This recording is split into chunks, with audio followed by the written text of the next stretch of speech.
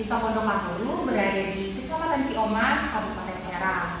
Asal muasal dinamakan Pondokahulu karena pada zaman dahulu ada pondok yang kebakaran. Dalam bahasa Sunda, kebakaran itu disebut kapuruan. Di sana luas Pondokahulu ini 265 hektar. Terdapat mata air yang sekarang cukup terkenal yaitu Cilakan. Dan di sana juga terdapat makam Ki Cengkuh, seorang pelopor Golok Ciomas.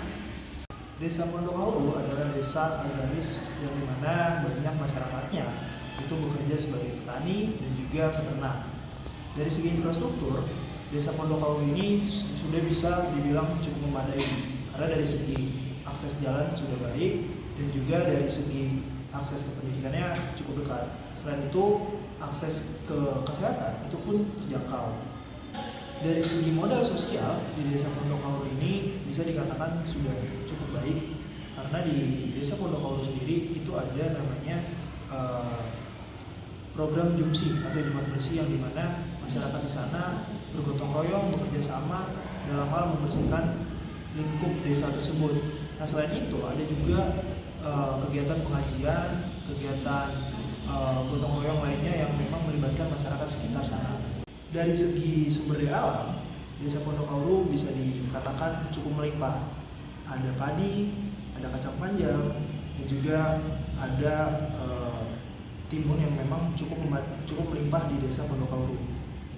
Ternyata di Pondokahulu ditemukan beberapa temuan yang memang menarik. Walaupun Pondokahulu sebagai desa agraris, ternyata lahan pertaniannya bukan milik dari si warga lokal, tetapi dominasi dari orang pihak luar. Nah, temuan kedua yaitu pengangguran yang memang lumayan tinggi, terutama di pengangguran di angka produktivitas, mulai dari usia 18 tahun hingga 25 tahun ke atas. Nah, untuk temuan ketiga yaitu terkait bantuan sosial yang memang tidak merata. Kenapa? Karena banyak warga yang memang mengeluhkan terkait pendataan desa yang memang tidak sesuai dengan realita di lapangan. Nah, untuk temuan keempat ditemukan bahwa sampah itu tidak terrealisasi dengan kolektif secara keseluruhan. Kenapa? Karena sampah di warga sekitar itu tidak ada TPS ataupun TPA sehingga warga memang membuang sampah itu di kebun orang ataupun membakarnya. Nah untuk poin kelima ditemukan bahwa dana dari bantuan desa itu memang dipotong sehingga kegiatan-kegiatan terkait Karang Taruna ataupun Posyandu itu memang tidak terrealisasi secara keseluruhan.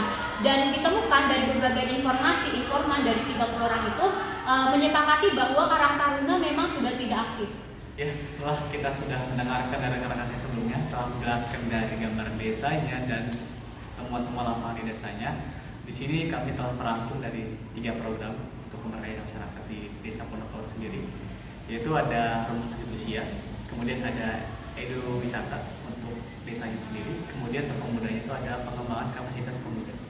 Yang dimana program rumah lanjut usia ini kita ingin pendataan ulang, terutama untuk dana bantuan sosial, bansos dari pemerintah desa ataupun pemerintah yang setempat untuk tidak salah mengambil keputusan. Banyak yang salah sasaran dalam penerimaan bansos tersebut.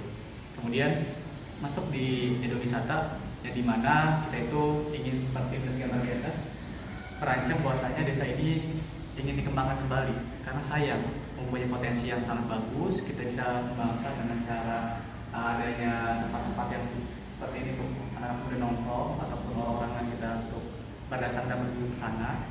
Sekaligus kita mungkin bisa langsung turun untuk bertani. Melihat secara langsung bagaimana cara itu kita bertani. Kemudian ini yang program yang ketiga itu pengembangan aktivitas pemuda. Di sana kita tidak hanya sawah, kita ada sumber daya alam lainnya. Seperti contohnya ada umbi-umbian, jagung ataupun pisang. Ini contohnya kita sudah ada contoh programnya itu membuat pisang, ketik pisang ataupun pisang Mustafa yang alhamdulillah sudah berjalan gitu, dari program yang kami di desa-desa sebelumnya gitu. Terima kasih sudah menyaksikan video presentasi